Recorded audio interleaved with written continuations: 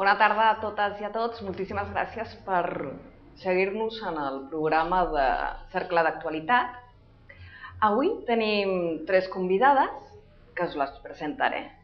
Elena Macés, de l'empresa Gorgi Timing, explica'ns una miqueta què fas. Bé, l'empresa Gorgi Timing és una empresa francesa, jo represento la filial espanyola que està a Barcelona des de fa ja 20 anys i nosaltres fabriquem equips de rellotgeria industrial i sistemes de sincronització horària. D'acord, moltes gràcies. De res.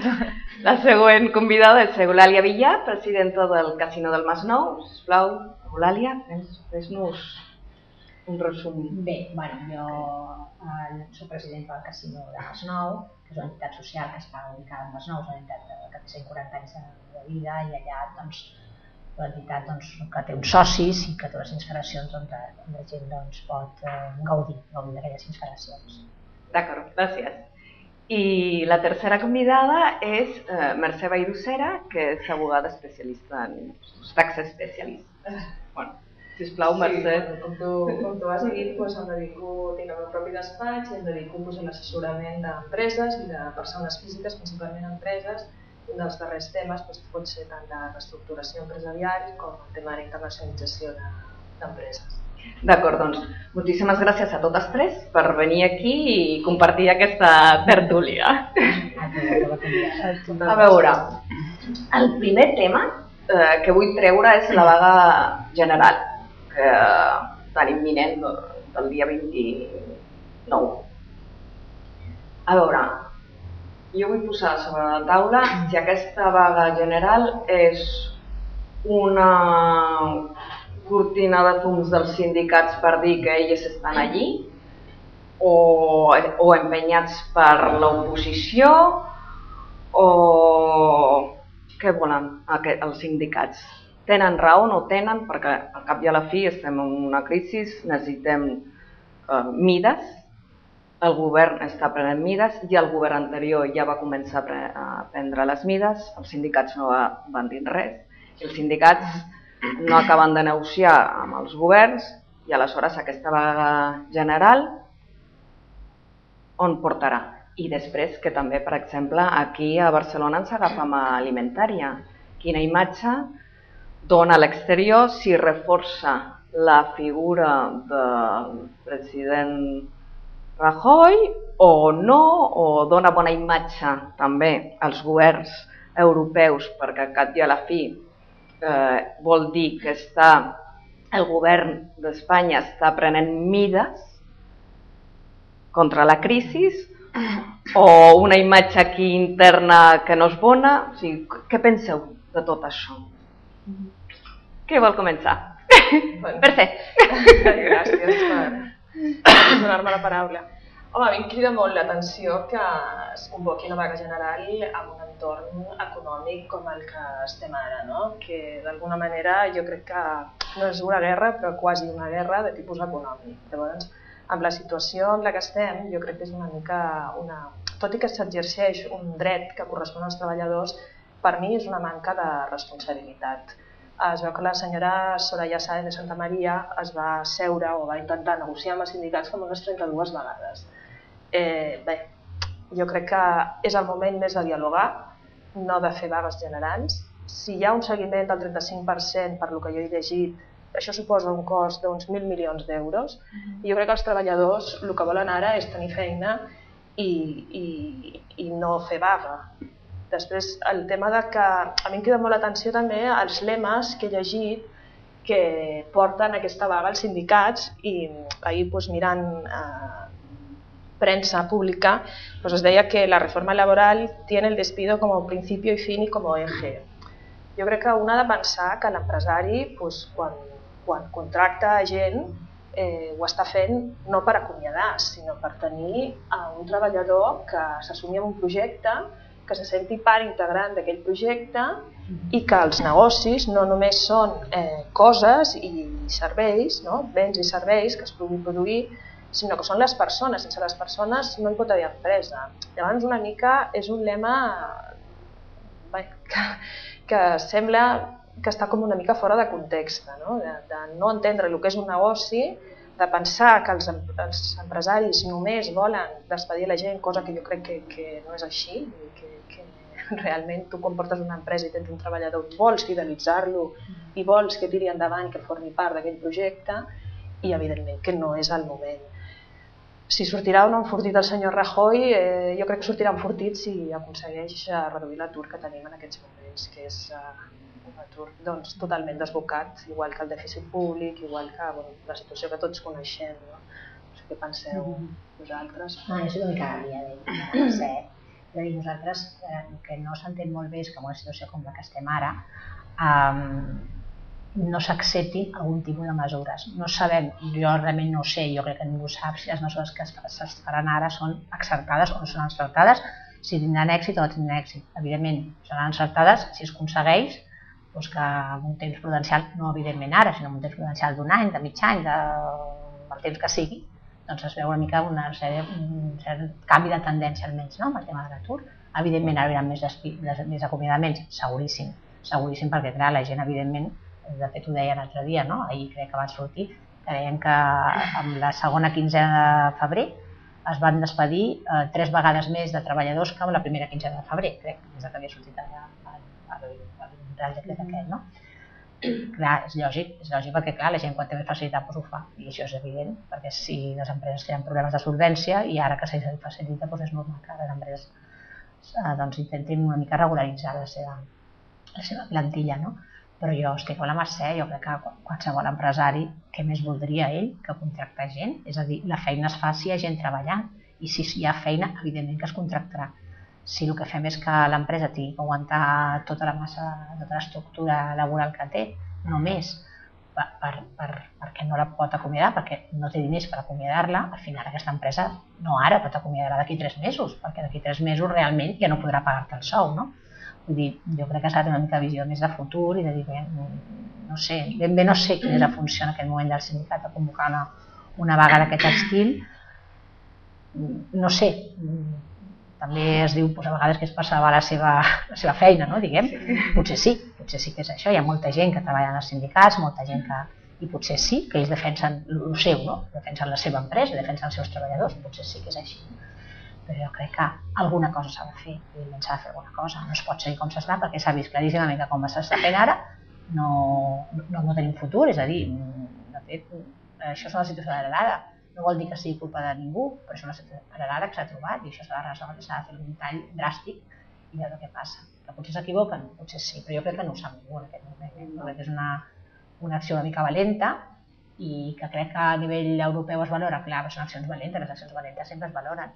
Evidentment, si no funciona, el senyor Rajoy estarà molt sol, això és evident, però per això la gent l'ha triat com a president, haver guanyat majoria absoluta, per tant ell té, crec, l'obligació, és que té l'obligació de prendre alguna mesura i de decidir alguna cosa. Si s'equivoca estarà molt sol i si no s'equivoca tindrà molts amics, no? Però això passa, no? Als líders els hi passa això, no? Han de prendre decisions i són aquestes.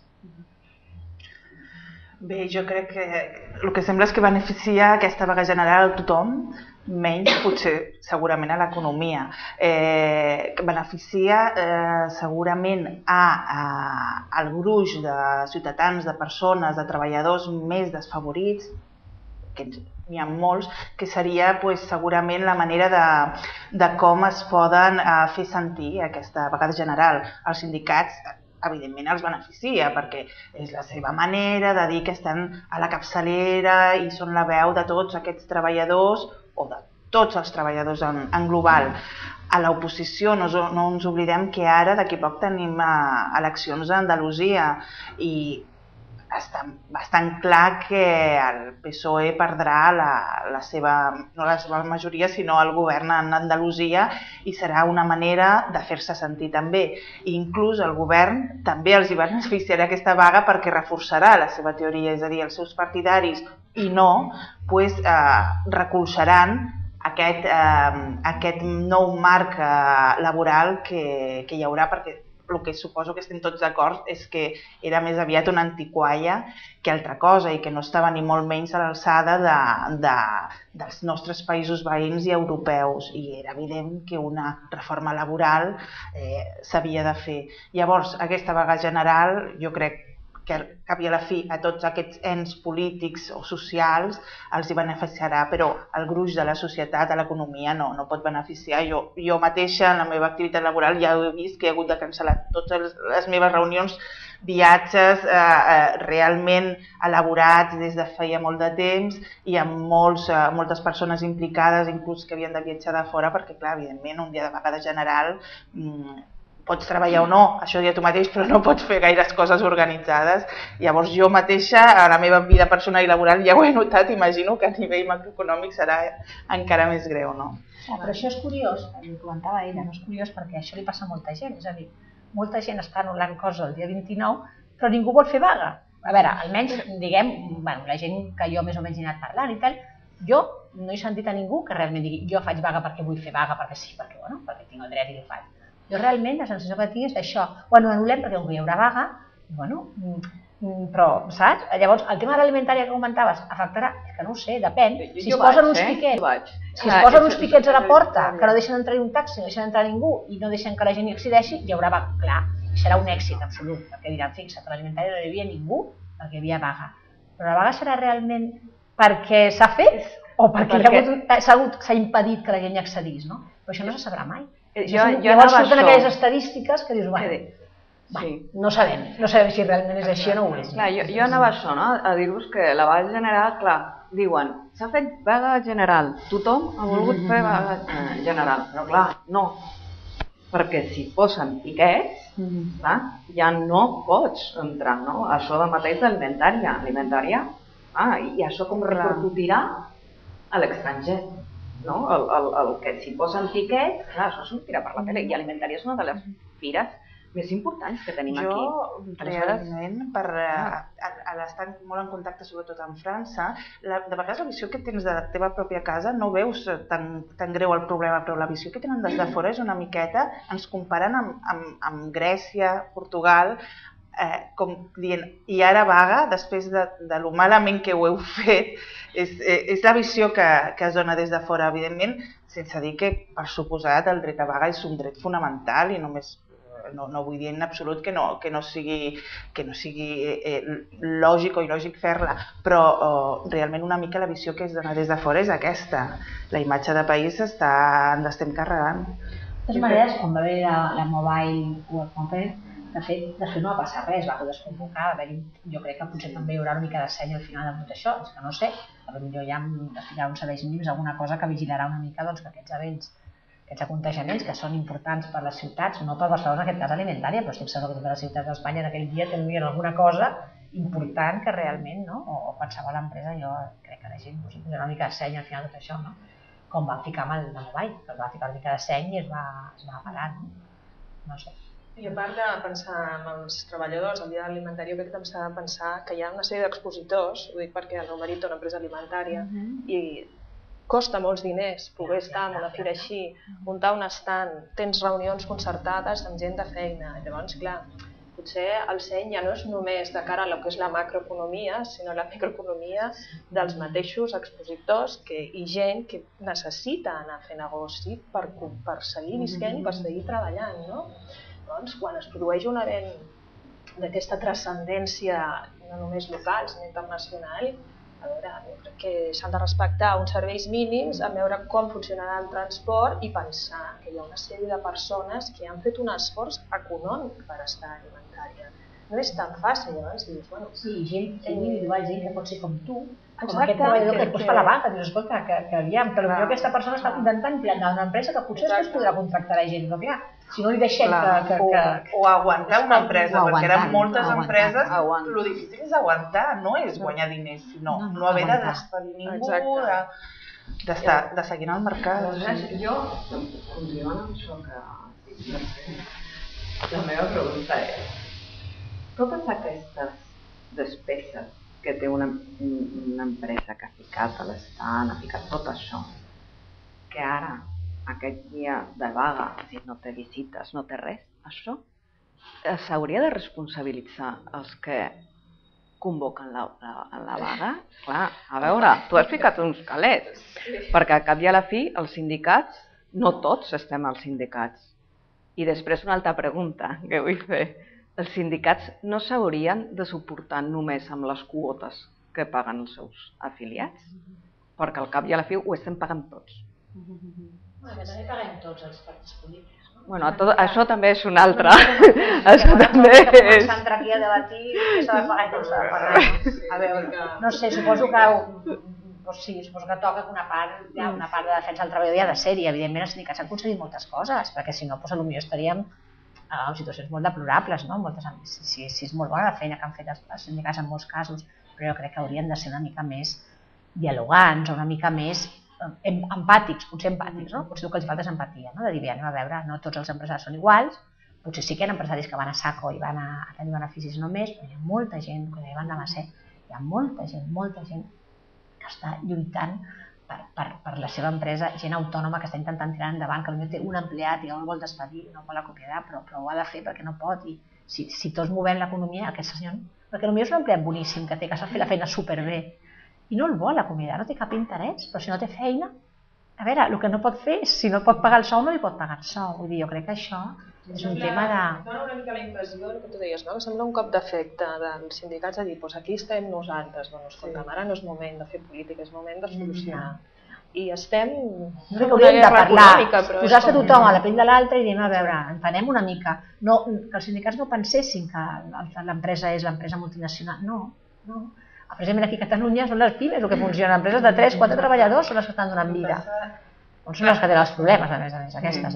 Jo crec que els sindicats sí que són necessaris, evidentment. El que passa és que estan molt arrovellats. O sigui, el que els hi fa falta, jo crec que en la meva opinió, és una actualització de dalt a baix i pensar que ara, avui dia, un lloc de feina no ha de ser per sempre, ni a partir d'ara no ho serà mai més, segurament. Els nostres pares sí que van entrar en una empresa, segurament s'han jubilat i mai se'ls va passar pel cap que cada 3, 4, 10 anys s'haurien de canviar d'empresa, però és que ara ha canviat en molts sentits la nostra societat i el marc laboral ha d'estar d'acord amb aquesta nova societat, amb les noves tecnologies, etc. Llavors, clar, el que els hi falta realment és una reestructuració i una posada al dia imminent, però bueno, necessaris, jo crec que sí que són necessaris perquè ens representen a tots d'alguna manera.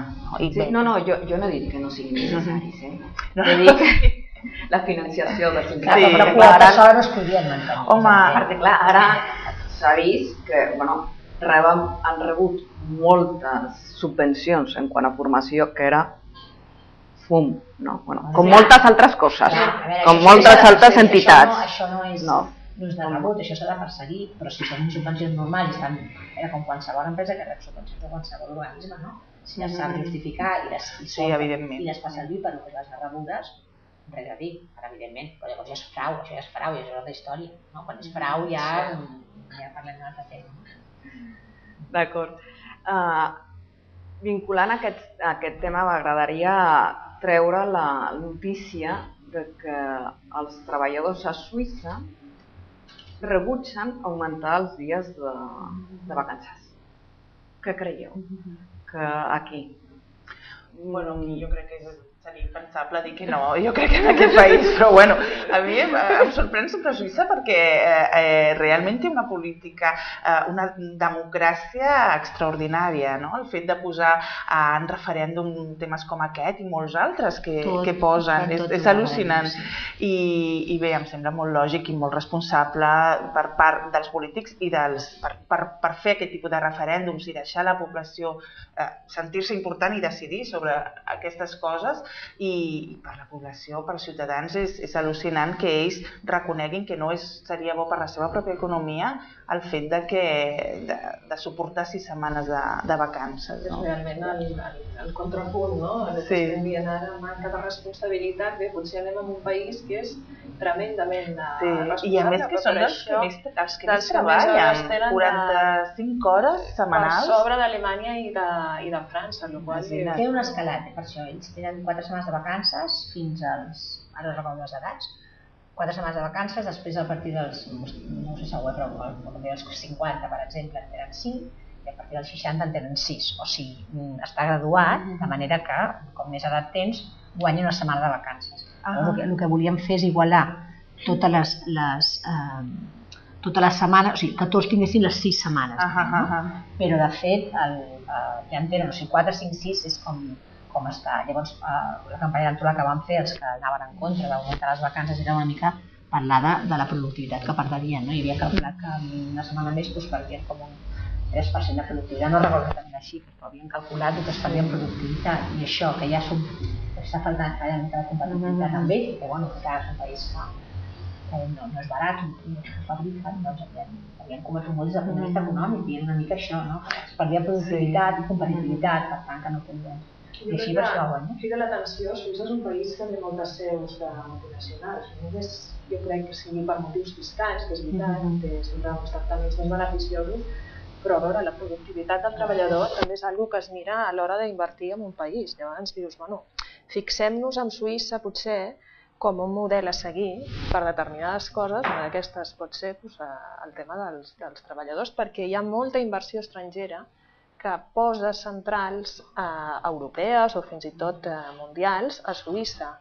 Però no hi ha problemes, saben que hi haurà pau, que treballarà la gent serà productiva, la gent serà... Potser hem d'intentar, amb la mesura del possible, imitar en aquests països i dir, bé... Però bueno, és molt difícil perquè culturalment tots són molt diferents. I a més crec que l'atur a Suïssa és com molt baix, és com del 3%, aquí és del 20%, bueno, jo crec que és difícil. O voler comparar Catalunya amb Suïssa, que és el que s'ha fet últimament, és complicat. Jo crec que estem a molts anys llum d'assemblar-nos. De totes maneres, jo crec que el de vacances ja portaven aquí, no? Jo no sé si és més tema de vacances o més tema de productivitat de la feina, perquè aviam, a veure, al final, què més dona, entre cometes, no? Però què més dona tenir una setmana més de vacances o una setmana menys de vacances?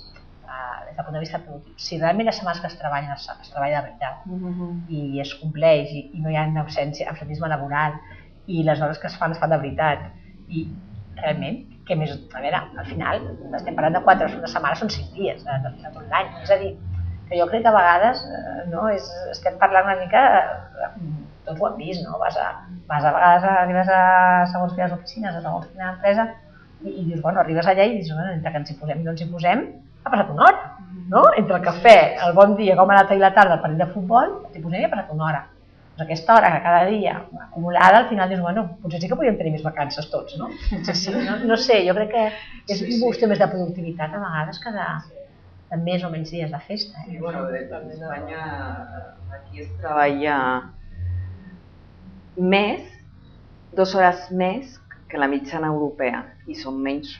Estem físicament 2 hores més. Sí, estem, bueno, perdó, estem físicament, sí, 2 hores més. Però són menys productius, això sí. Aleshores, clar, canviar la mentalitat de la cultura de l'esforç o de la mentalitat del jovent, de ser més productius, bueno, tot això, clar, és difícil.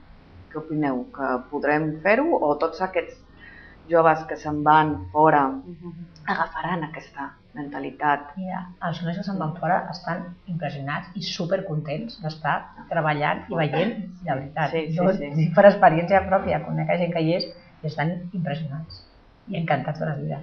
Important que aquest talent pugui tornar a Espanya. És a dir, és que això no té res a veure. Pugui generar aquí noves empreses, nous negocis, una nova empenta, que es tingui sàvia fresca i que tot el que estan aprenent fora, que per sort o per desgràcia han hagut de marxar, que d'alguna manera puguem repescar-ho. Jo crec que aquí estaria la gran avantatge. Tothom vol tornar a casa al final. Jo crec que si donem aquí les condicions perquè tots tornaran. Però clar, hem de saber-ho venint aquí. Sí, posar la llavor aquí perquè... Bueno, si us sembla bé, passem al missatge dels nostres patrocinadors i tornem. En momentos como este, entiendo a mi padre cuando quería pasar más tiempo conmigo. En La Caixa seguimos creyendo que estar a tu lado nos llevará muy lejos. Ayer, hoy y siempre. Nuestros valores no cambian. La Caixa, tú eres la estrella.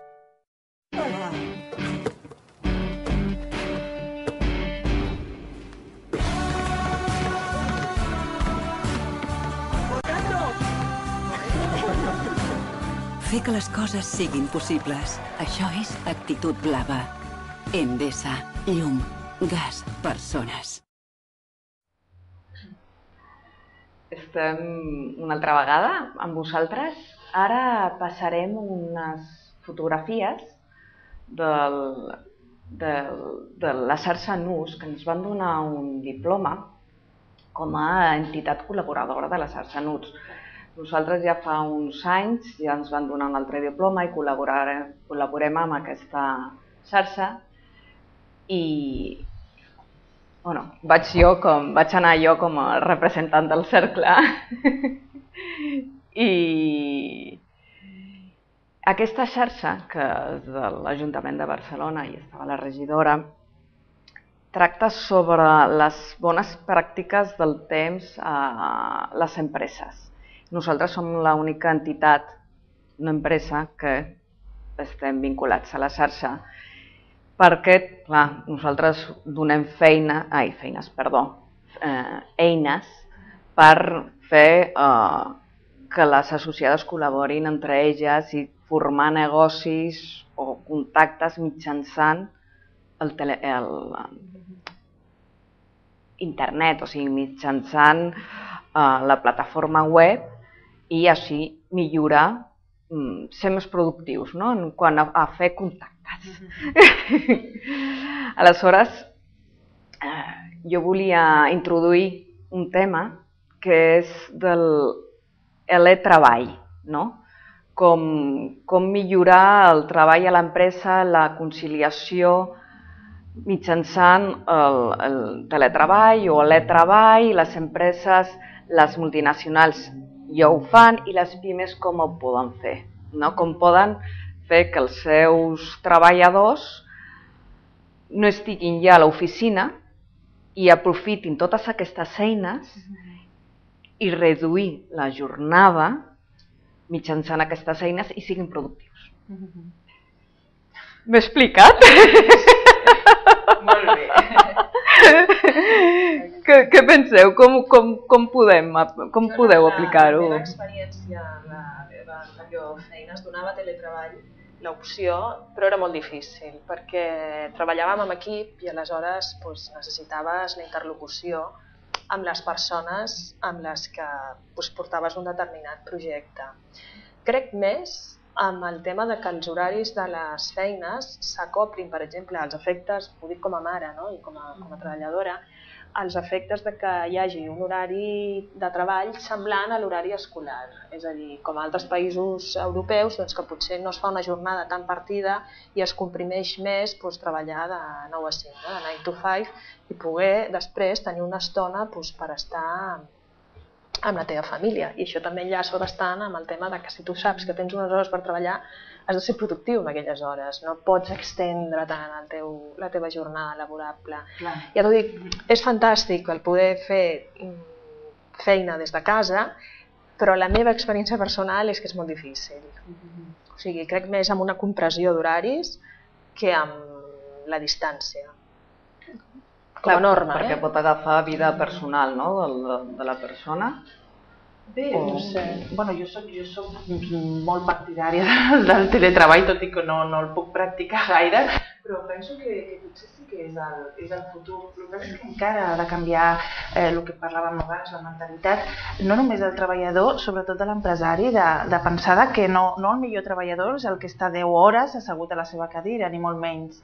De vegades pot ser més productiva una persona que treballi 5 hores que una que estigui 10 hores amb una mateixa feina. Llavors el que parlem és que si la productivitat és la mateixa o superior. I ara pels estudis que s'estan fent s'està arribant a la conclusió que sí que és molt més productiu donar aquesta possibilitat al treballador que realment ho vulgui. El que passa és que el treballador també ha de canviar de mentalitat i pensar que té una potser doble responsabilitat per treballar a casa, perquè clar, t'has de responsabilitzar que has de dur a terme la teva feina i no caure en la tentació de que fer això, fer l'altre, que no tingui a veure amb la teva feina.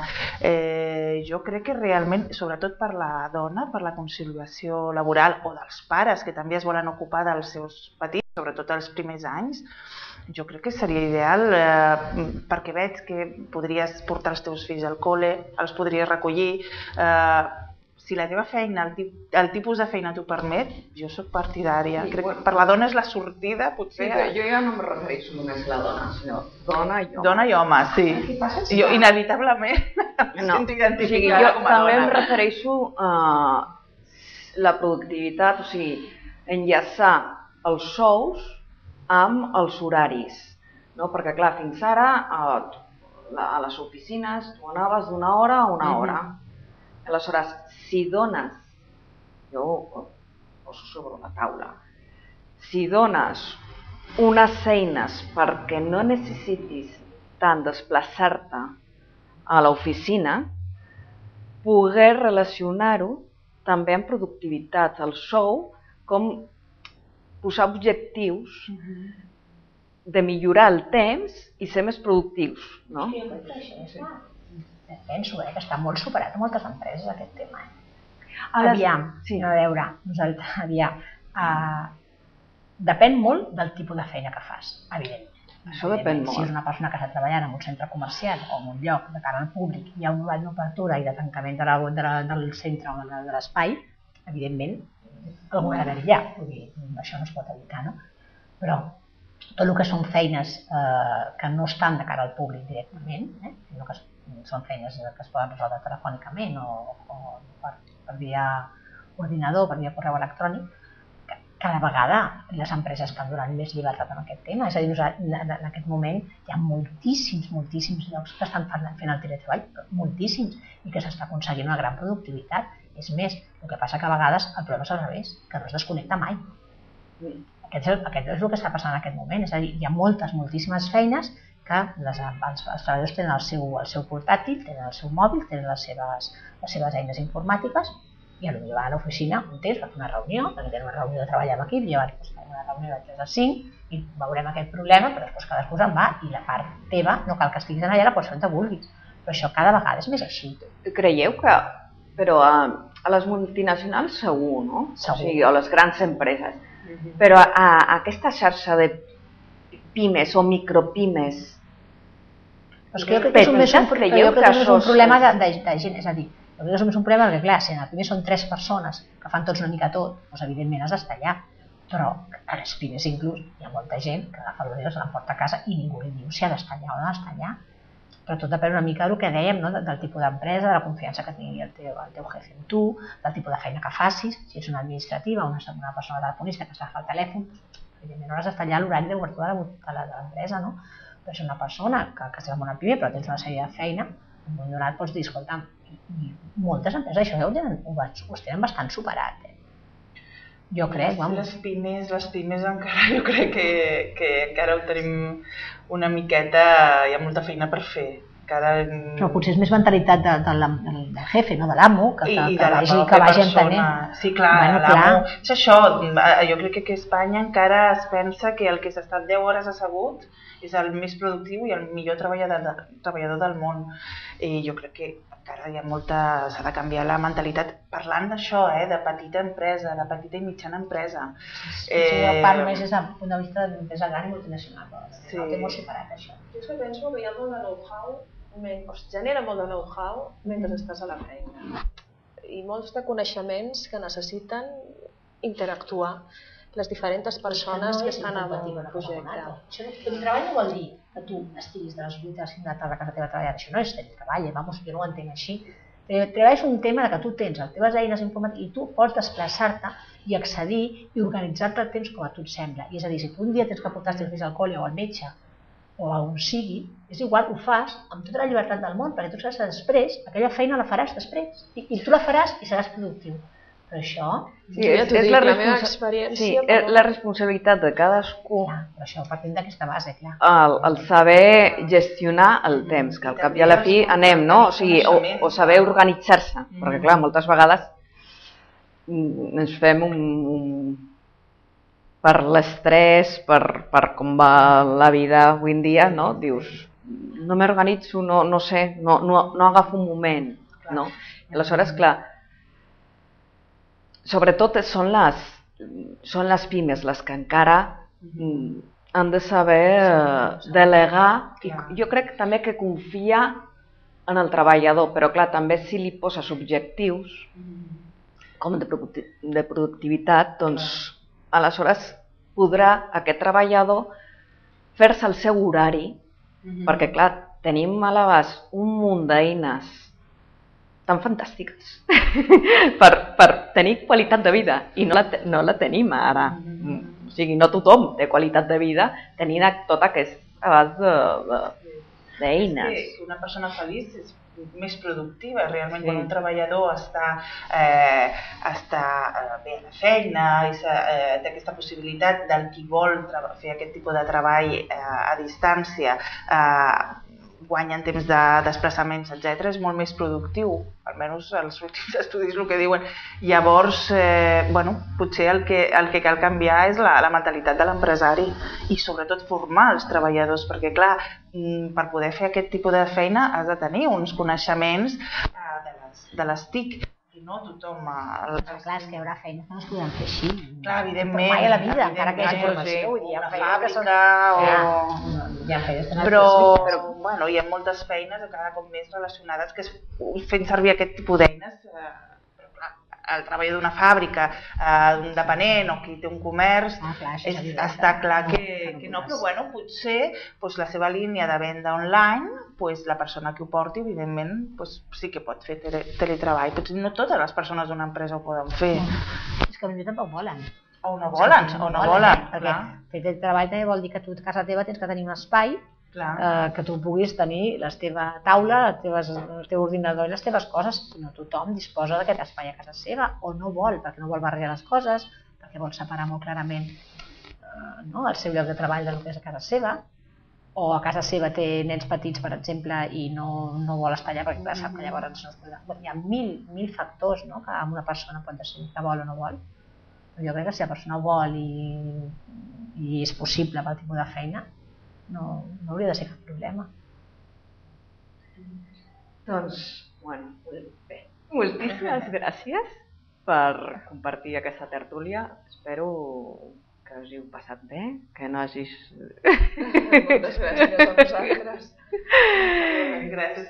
Moltíssimes gràcies també per aportar les vostres idees, les vostres experiències i vivències. I espero veure's una altra vegada aquí i compartir amb mi una tertúlia.